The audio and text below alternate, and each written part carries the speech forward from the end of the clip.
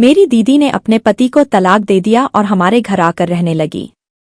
एक दिन उन्हें तेज बुखार आ गया और चक्कर भी आने लगे। तभी हम उन्हें अस्पताल लेकर गए। वहां जाकर हमें पता चला कि मेरी दीदी गर्भवती है।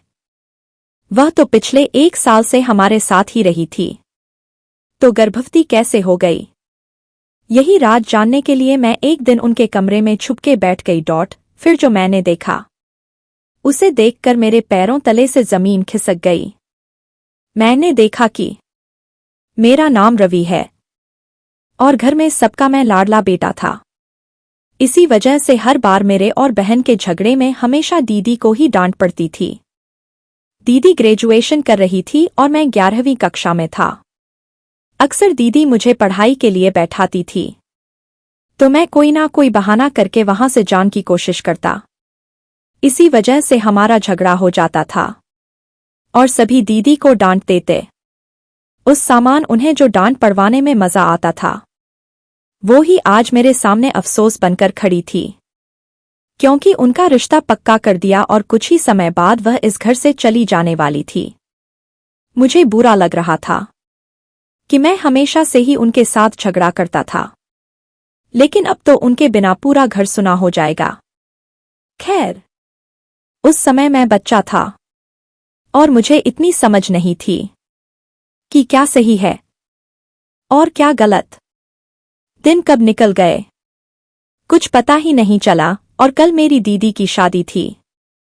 पूरे घर में तैयारी जोर शोर से चल रही थी, सभी अपने अपने काम में व्यस्त थे। आखिर शादी का दिन आ गया, बारात भी आ चुकी थी। सभी लोग दूल्हे की खूबसूरती पर टिप्पणियां कर रहे थे। मेरी बहन एक सुंदर लड़की थी और उसे सुंदर ही जीवन साथी मिल रहा था। लेकिन मेरे मन में एक और बात भी थी, जो सभी भाइयों के मन में होता है, कि सुंदरता उतना महत्व नहीं रखती जितना अच्छा व्यवहार रखता है। मेरी बहन बहुत सीधी और सरल स्वभाव वाली थी, इसलिए यही उम्मीद मैं अपने जीजू से कर रहा था कि वे मेरी दीदी को कभी भी दुखी ना करेंगे। मैं बारात की तरफ गया और सभी बारातियों का हाथ जोड़कर स्वागत किया। सभी लोग बहुत खुश थे और इसी खुशी के साथ मेरी दीदी की शादी धूमधाम से संपन्न हुई। अब विदाई की घड़ी आ चुकी थी। सबके चेहरे उदास थे। आखिर क्यों न हो, घर से बेटी विदा होती है तो हर किसी को रोना आता है। मेरे सामने तो हमारा पूरा बचपन था। बड़ी मुश्किल से खुद को संभाल पाया और दीदी की विदाई की। अब सभी मेहमान भी चले गए और सामान वगैरह समेटकर सब आराम करने चले गए। इतने दिनों से शादी की भाग दौड़ ने सबको थका दिया था। कुछ दिन ऐसे ही निकले। आज दीदी और जीजू घर पर आ रहे थे। माँ सुबह से रसोई में पकवान बनाने में लगी थी, क्योंकि शादी के बाद पहली बार दामाद घर पर आ रहे थे। सब लोगों ने उनका स्वागत किया और बड़े ही प्यार से आवभगत की, क्योंकि शादी के बाद दीदी पहली बार घर पर आई थी, तो सब लोग देखने आए थे कि वह कैसी है। साथ ही ससुराल के बड़ों में भी पूछना था। कुछ देर बाद मैं दीदी के पास गया और दीदी से पूछा, दीदी सब कुछ ठीक तो है ना? कैसा है आपका ससुराल? और जीजाजी आपका ख्याल रखते हैं कि नहीं? तभी दीदी हंसते हुए बोली कि बहुत अच्छा है, तेरे जीजू भी बहुत ख्याल रखते हैं। मुझे किसी भी तरह की कोई कमी नहीं है। सब लोग मुझे अपनी बेटी की तरह ही रख रहे हैं। मुझे बहुत संतुष्टि और खुशी हुई कि दीदी आपने ससुराल में खुश है। आखिर मैं तो यही चाहता था, क्योंकि मेरे मन में अभी भी अफसोस चल रहा था कि मैंने अपना पूरा बचपन और जवानी दीदी के साथ झगड़ा करने में गुजार दी है। लेकिन जब उनके साथ बातें करने का, उनके साथ घूमने फिरने का टाइम आया, तो उनकी शादी कर दी। अब उनको ससुराल में किसी भी तरह की कोई दिक्कत नहीं होनी चाहिए। यही सोचते हुए मुझे बहुत खुशी महसूस हुई कि जैसा मैंने उनके लिए सोचा था, वैसा ही घर मिल चुका था। खैर, कुछ देर बातें करने के बाद खाना वगैरह खाकर वह लोग चले गए। क्योंकि जीजा जी को कोई काम था, इसलिए वह ज्यादा डर रुक नहीं पाए। कुछ दिन ऐसे ही हंसी खुशी निकलते गए। एक दिन मेरे पास मेरे दोस्त का फोन आया। कि हमारे दूसरे शहर में एक बहुत अच्छी कंपनी खुली है। उससे मुझे जॉब लेटर आया है और अगर तुम्हें भी जॉब करनी है तो तुम उसमें अपना इंटरव्यू देकर आ सकते हो। मैंने अपने पापा से बात की और दूसरे दिन इंटरव्यू के लिए चला गया। मेरी किस्मत ने साथ दिया और मैं इंटरव्यू में पास हो गया। वहां पर मुझे बहुत ही अच्छी पोस्ट पर जॉब मिल चुकी थी। अच्छी कंपनी होने के साथ साथ सैलरी भी अच्छी थी। मैं दिन रात मेहनत करने लगा और कंपनी में अच्छे से पैसे कमाने लगा। मुझे कमाते देख पापा और माँ दोनों ही बहुत खुश थे। जब दीदी को भी यह बात पता चली तो वह मुझे बधाई देते हुए कहने लगी कि क्यों रे छोटे, तू कब से इतना बड़ा हो गया कि कमाने लग गया है। खैर, बहुत अच्छा हुआ कि तू कमाने लग गया है। पापा की भी कुछ जिम्मेदारियां कम हो गई है, इसलिए अब तेरे लिए भी लड़की देखना शुरू करेंगे ताकि तेरा भी घर बस जाए। बहुत दिन तुमने मौज मस्ती कर ली है। ऐसे ही हम दोनों बहन भाई काफी देर तक एक दूसरे के साथ हंसी मजाक करते रहे। फिर दीदी ने फोन कट कर दिया और मैं भी सोने चला गया। एक दिन दीदी और जीजा जी का कॉल आया। उन्होंने मुझसे बात नहीं की, माँ और पापा से बात करवाने के लिए बोला। मैंने फोन पापा को पकड़ा दिया। तभी पापा से बात करते हुए दीदी ने कहा कि हमने रवि के लिए एक अच्छी लड़की देखी है। मेरे बुआ सास की लड़की है। वह लोग अपनी बेटी का रिश्ता देख रहे हैं, इसलिए मैंने रवि के बारे में उनसे बात की। उन्होंने कहा कि हाँ ठीक है, अगर तुम्हारे जैसा ही तुम्हारा भाई है तो हमें रिश्ता करने में कोई हर्ज नहीं है। इसीलिए वह कल रवि को देखने आ रहे हैं। तभी पापा कहने लगे कि बेटा, लड़की की जांच पड़ताल की ना तूने? क्या हमारे खानदान के जैसे ही मेल खाने वाली है?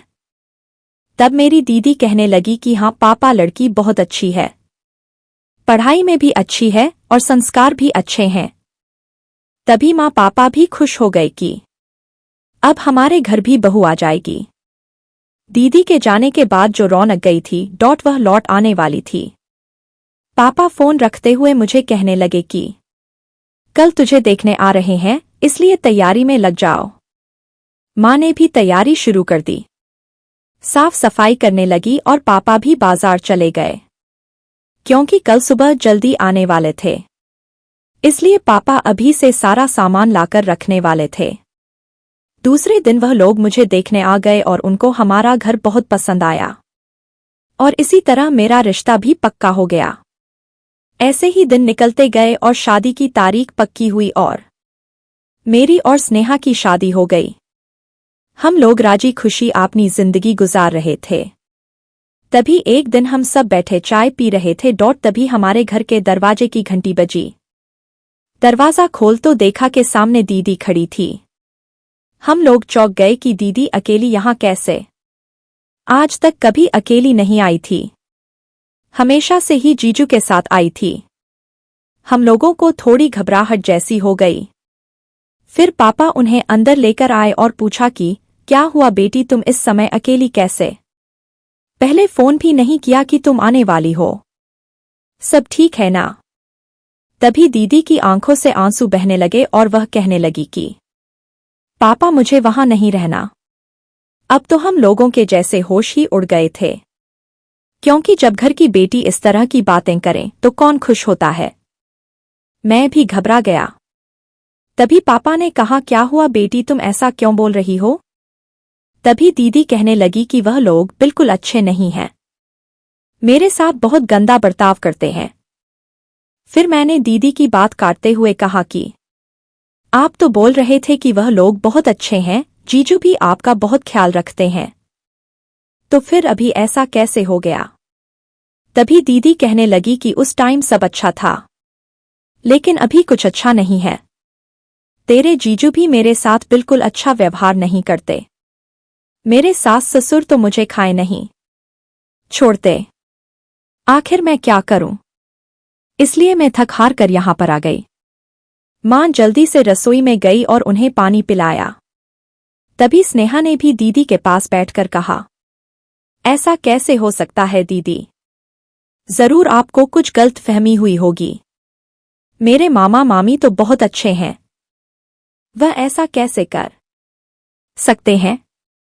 तभी मेरी दीदी बोली कि लोग ऊपर से जैसे दिखाई देते हैं वैसा अक्सर अंदर से होते नहीं हैं। अगर तुमको विश्वास नहीं हो रहा तो तुम उनको फोन करके पूछ सकते हो। और भला अपना घर उजाड़ कर कौन खुश होती है? मैंने बेहद कोशिश की थी कि मैं वहां पर जैसे तैसे अपना घर बसा लूं, लेकिन जब पानी सर से ऊपर निकल गया तो मुझे यहां आना ही पड़ा। अब तो हम सब लोग मायूस हो चुके थे कि अच्छी खासी हमारी जिंदगी में यह कैसा तूफान गया। कुछ देर बाद पापा ने दीदी को शांत किया और मेरे जीजू के पास फोन किया और कहा कि क्या बात हो गई दामाद जी, हमारी बेटी से कोई गलती हो गई क्या? तभी उन्होंने कहा कि जी नहीं, वह सब आप अपनी बेटी से ही पूछिए, और उन्होंने फोन कट कर दिया।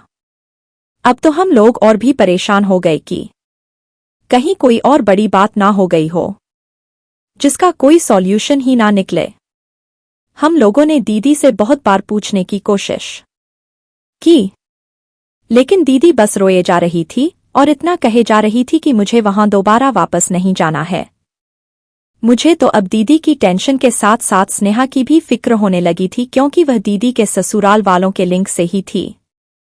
मुझे पूरा डर लग रहा था कि कहीं स्नेहा को भी वह लोग यहां से ना लेकर चले जाएं। मैंने स्नेहा को अपने कमरे में बुलाया और कहा कि स्नेहा, जरा तुम अपने माता पिता से बात करो और उनसे पूछो कि क्या बात हो गई है जिससे दीदी इतनी परेशान होकर यहां आ गई। बात पता चले तो हम दीदी को समझाएंगे। फिर स्नेहा ने अपने माता पिता को कॉल किया। उनके माता पिता ने कहा कि पता नहीं इन लोगों की क्या बात हो गई, हम लोग तो बिल्कुल वाकिफ नहीं। हम लोगों ने भी काफी कोशिश किया उन लोगों से पूछने का, लेकिन उन लोगों ने कुछ नहीं बताया।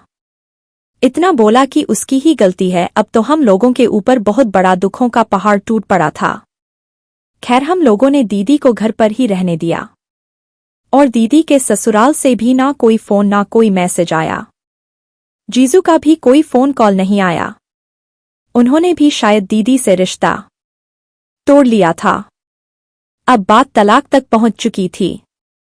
एक दिन सब लोग बैठे थे तो दीदी ने पापा से कहा कि मुझे तलाक चाहिए। सब लोगों को एकदम से भौंचक्का सा लगा। तलाक? इतनी छोटी छोटी लड़ाई पर कौन तलाक लेता है? अगर कोई बात हो गई है तो पहले बैठकर सुलझाया जाए। अगर फिर भी बात ना बने तो तलाक तक बात जाती है। पापा कहने लगे कि मैं खुद जाऊंगा तुम्हारे ससुराल और तुम्हारे सास ससुर से बात करूंगा। उन लोगों से पूछूंगा कि आखिर मसला क्या है। आप लोग इतनी जल्दी इतना बड़ा फैसला क्यों ले रहे हैं? तभी मेरी दीदी कहने लगी कि उन लोगों का नहीं, यह फैसला मेरा और अनिल का है। खैर, दीदी को हमने बहुत समझाने की कोशिश की कि आप अपना घर बर्बाद मत कीजिए। तभी कुछ देर बाद वकील को लेकर जीजू भी आ गए और दोनों ने तलाक के कागजात पर साइन कर दिया। हम लोगों को बहुत दुख हुआ था। आज किसी ने घर पर खाना नहीं खाया, क्योंकि इतनी बड़ी परेशानी जो हो गई थी। तभी दीदी ने सब लोगों से कहा कि आप लोग मेरी वजह से दुखी मत हो। मैं उस घर में खुश नहीं थी। मैंने बहुत प्रयत्न किया लेकिन कोई बात नहीं बनी तो मैंने तलाक दे दिया। क्या आप लोग नहीं चाहते कि आपकी बेटी खुशी से रहे? तभी माँ ने दीदी के सर पर हाथ फेरते हुए कहा कि बेटा, हमने तो हमेशा से ही तुम्हारी खुशी चाही थी। अगर तुम्हें लगता है कि तुम उनके साथ खुश नहीं हो तो यह तुम्हारा फैसला है। खैर, हम लोगों ने भी यह स्वीकार कर लिया। अब तो हम पहले जैसे होने लगे थे। खैर, दुख तो होता है कि दीदी घर पर बैठी है, लेकिन फिर आखिर करते भी क्या? पापा ने भी बोल दिया कि कुछ साल रुक जाते हैं, उसके बाद दीदी की दूसरी शादी कर देंगे। लेकिन इसी बीच एक खुशी की बात यह थी कि स्नेहा के परिवार वालों ने कोई मसला नहीं किया। उन लोगों ने स्नेहा को ले जाने की बात नहीं की। खैर, जैसे तैसे काफी दिन निकल गया। अब दीदी का तलाक हुए 1 साल पूरा हो चुका था। 2 दिन बाद हम लोग बैठे चाय पी रहे थे। तभी अपना उतरा हुआ मुंह लेकर दीदी वहां आई। हम लोगों ने पूछा, क्या हुआ दीदी, सब खैर खबर है ना? तभी दीदी ने कहा, सब कुछ ठीक है, कुछ नहीं हुआ। लेकिन फिर जैसे ही स्नेहा ने दीदी को हाथ लगाकर देखा तो कहा कि दीदी को तो बहुत तेज बुखार है।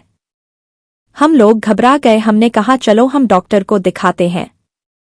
तभी दीदी ने कहा, नहीं, डॉक्टर को दिखाने जैसी कोई बात नहीं है, मैं ठीक हूं।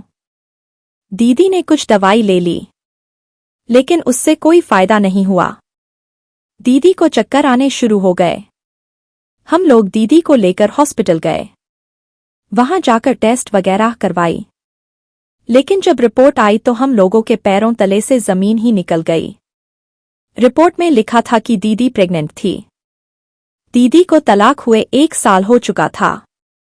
1 साल से वह हमारे घर में ही रहती थी, तो फिर वह प्रेग्नेंट कैसे हो गई? सब लोगों को बहुत अचंभा हुआ। हम दीदी से पूछते कि आखिर बात क्या है, तो दीदी बिना कुछ बताए अपने कमरे में चली जाती। हमने बहुत बार पूछा, लेकिन दीदी ने हर बार यही प्रतिक्रिया दी। एक दिन मैंने सब कुछ जानने के लिए दीदी के कमरे में छुपकर बैठने का प्लान बनाया और दूसरे दिन रात को उनके कमरे में छुपकर बैठ गया। यह बात मैंने स्नेहा को भी बताई थी। कुछ देर बाद जब दीदी कमरे में आ गई तो मैंने देखा कि दीदी ने अपने कमरे की खिड़की खोली और उसमें से जीजू को अंदर ले आई।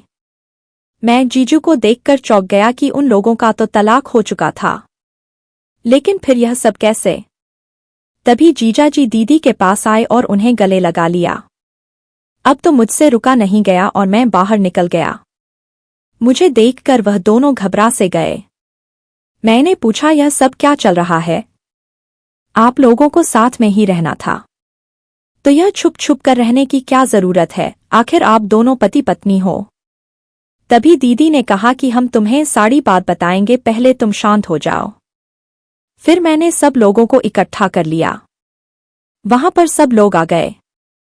वैसे माँ पापा भी दीदी से नाराज थे, क्योंकि उन लोगों को जब से दीदी के प्रेग्नेंट होने की खबर पता चली थी, तब से दीदी के साथ उन्होंने बातचीत बंद कर रखी थी, क्योंकि उन लोगों को तो ऐसा ही लगे रहा था कि दीदी ने ही कुछ गलत किया है, इसी वजह से प्रेग्नेंट हुई। अब वह दीदी से नफरत करने लगे थे। लेकिन जब वह कमरे में आए और जीजू को वहां देखा तो कहा कि यह आदमी यहां क्या कर रहा है? तभी दीदी की आंखों में आंसू आ गए। दीदी कहने लगी कि उधर मेरे सास ससुर मुझे बहुत तंग करते थे। इसमें अनिल का कोई कसूर नहीं था। आखिर वह करते भी तो क्या करते?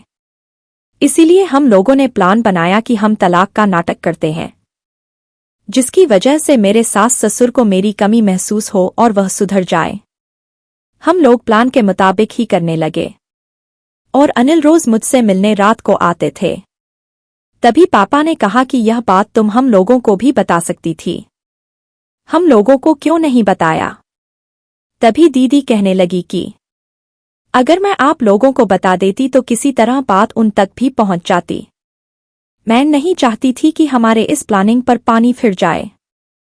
हम लोग उन्हें सबक सिखाना चाहते थे, उनको एहसास दिलाना चाहते थे कि एक बहू को ऐसे तंग करना सही नहीं है। उन लोगों को मेरी कमी महसूस होगी तो वह तुरंत सुधार जाएंगे। दीदी कहने लगी कि अनिल ना मेरी तरफदारी कर सकते थे, ना मेरे सास ससुर के खिलाफ जा सकते थे। इसीलिए इस नाटक के द्वारा सब सही करने का सोचा। हम लोगों को सब कुछ समझ में आ चुका था। माँ पापा को भी एहसास हो गया कि दीदी गलत नहीं थी। जानकर बेहद खुशी हुई कि दीदी का घर टूटा नहीं था, बल्कि यह दोनों तो अपने घर को जोड़ने की कोशिश कर रहे थे। और उन दोनों को एक साथ देखकर और उन दोनों का एक साथ प्यार देखकर हम लोगों को बहुत खुशी हुई। यह सब देखकर मैंने और स्नेहा ने भी एक दूसरे से वादा किया कि कभी भी कोई दिक्कत आई तो हम एक दूसरे का साथ देंगे और ऐसे ही प्यार से रहेंगे। दीदी के इस नाटक से हम लोगों को बहुत बड़ी सीख मिली थी कि रिश्ता खत्म करने की बजाय उसे सुधारने का प्रयास किया जाए तो हल निकल ही आता है। शांति से किया गया काम हमेशा गुस्से पर भारी पड़ता है और टूटे रिश्तों को बचा लेता है। दोस्तों, वीडियो कैसा लगा कमेंट करके जरूर बताएं। वीडियो को लाइक और चैनल को सब्सक्राइब जरूर करें। धन्यवाद दोस्तों।